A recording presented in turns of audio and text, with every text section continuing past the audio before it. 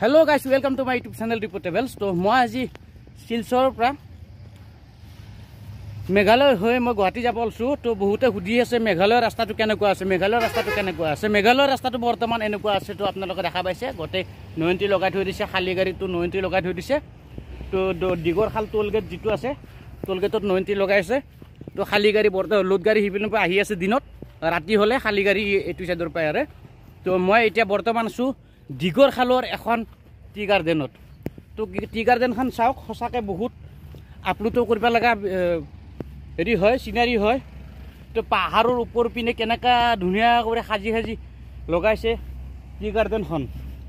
আৰু টি গাৰ্ডেনখনৰ পিছত মই আপোনালোকক মই দেখাম যে ৰাস্তাটোৰ পৰিস্থিতি কেনেকুৱা আছে আৰু আপোনালোকে যাব পাৰিব না নোৱাৰে। কিন্তু মই যিহেতু যাব পাৰিম বুলি মই আছোঁ, তো মোৰ নিচিনা হাজাৰ হাজাৰ গাড়ী এনেকৈ লাইন লাগি আছে।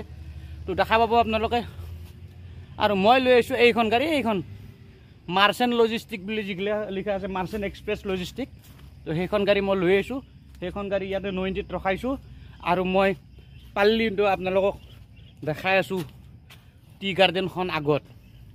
আৰু টি গাৰ্ডেনৰ মোৰ হেডফোনটো বাৰে বাৰে ওলাই যাই থাকে।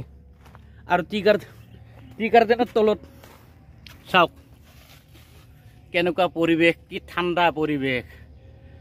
এই যে এই চাহ বাগানৰ যিটো এই মূৰাটো যে আপোনালোকে দেখা পাইছে, কিমানমান বয়স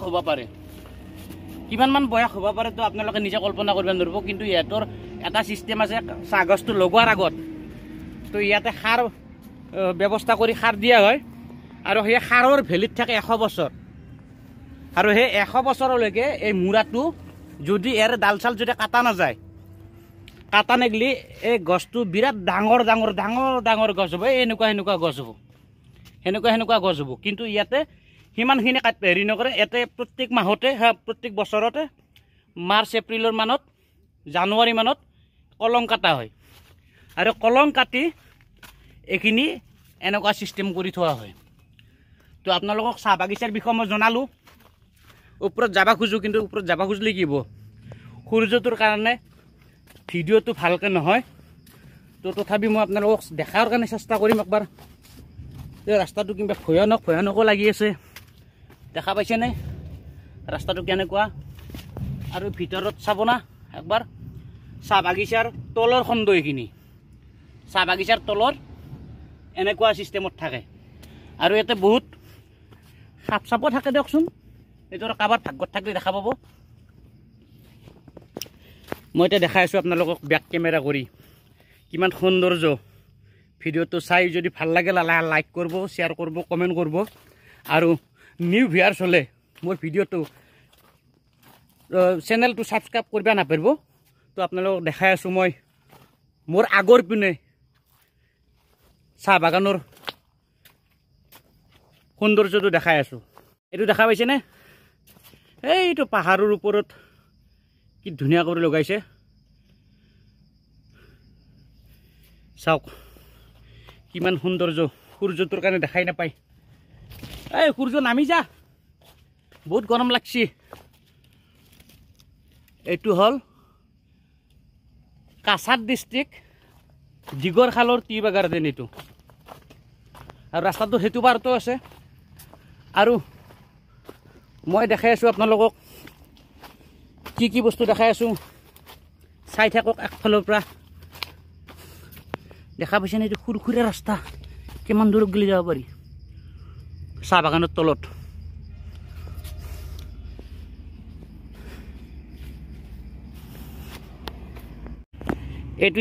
এইটো যে ফুল ওলাইছে, ফুল নহয় এইটো কৰ। এইটোৰ আগটো যিটো ছিঙি কেনে লয়, এইটোৰে যিটো অৰ্থডক্স বুলি কয়, অৰ্থডক্স চাহপাত যিটো থাকে, সেইটো আপোনাৰ মোটামুটি চাহপাত গছৰ এই কুঁহিৰ পৰা, যিটো কুঁহি ওলায় সেই কুঁহিৰ পৰা বনোৱা হয়। তো এইটো হ'ল দিগৰখাল টি ষ্টেট। কিমান ধুনীয়া ঠাণ্ডা। উফ আল্লাহ, কি সৌন্দৰ্য ৰে। আৰু এইখন যে পাহাৰ দেখা পাইছে ন, সেই পাহাৰখনে হ'ল মেঘালয় সেই পাহাৰখনে মেঘালয় আৰু এতে ওপৰত যি এইয়া ওপৰত যিমান কলি দেখা পাই আছে ন এই পাতটো ছিঙিব পৰা হৈছে কিন্তু বহুতে আহান বৰ্তমান চ' গাইজ দেখা পাইছে আৰু যিটো চাহপাতৰ একদম হাই কোৱালিটিৰ চাহপাত হয় যেনেকৈ ধৰ অৰ্থডক্স বুলি যিটো কয় অৰ্থডক্স চাহপাত সেইটোৰ দাম মোটামুটি বহুত মই দামটো নকওঁ তো আপোনালোকে অৰ্থডক্স চাহপাতটো কিনিলে গম পাব তো ইয়াৰে এই কলিটোৰ এই যে কলিটো যি আছে এই কলিটোৰ বনায় এই কলিটোৰ চাহপাতটো বনায় সেইটোৰ কাৰণে দামটো বহুত বেছি আৰু এই চাহপাতটো একবাৰ খালে আপোনালোকে দুবাৰ বিচাৰিব লাগিব দুবাৰ যাক মই কি ক'ম আৰু মই বেছি কোৱাও বেশ নাই তথাপি মই ট্ৰাই কৰি আছোঁ ইউটিউব ভিডিঅ' কেনেকৈ বনায় তো যদি ভাল লাগছে লাইক কৰিব শ্বেয়াৰ কৰিব কমেণ্ট কৰিব লগ নকৰি মই মোৰ আগৰ ফালে যাৱাৰ ব্যৱস্থা কৰিম আগৰ ফালে যোৱাৰ ব্যৱস্থা কৰিম মানে কি এতিয়াতো 90 লাগি আছে কেইটা বজাত খোলে গম নাপাওঁ কিন্তু ইভিনিং টাইমত খুলিম বুলি কৈছে আৰু এই বাগানখন একবাৰ চাওক মই বাগানখনৰ কাৰণে মই কৈছোঁ আৰু ঠাণ্ডা পৰিৱেশটো ঠাণ্ডা ইয়াতে গছ চছ ধুনীয়া ঠাণ্ডা মুকলি ঠাই এই মুকল ঠাইত মানে বহি ভাল লাগে ধুনীয়া ঠাণ্ডা অনুভৱ আৰু গাইজ মই এনেকুৱা এটা ধুনীয়া নিজৰাত আছোঁ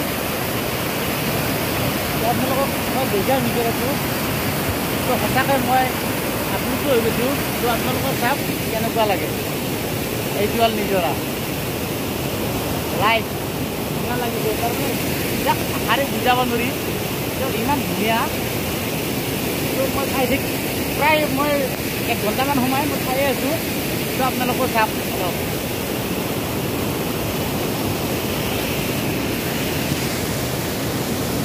দেখা পাইছেনে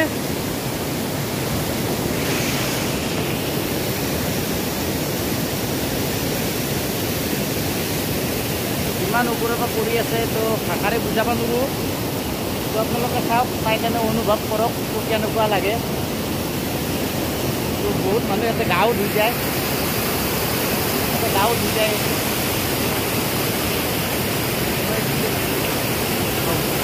ধুনীয়া পানীটো ধুনীয়া ঠাণ্ডা চাই লওক তলক গেলে বেছি তলক গেলে যাব নোৱাৰোঁ ধোৱা আছে তলত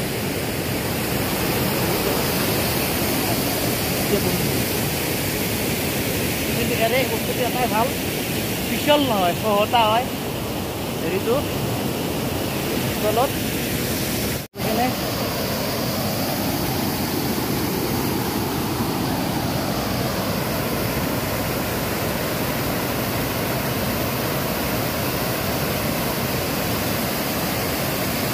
ইমান ওপৰৰ পৰা পৰি আছে পানীটো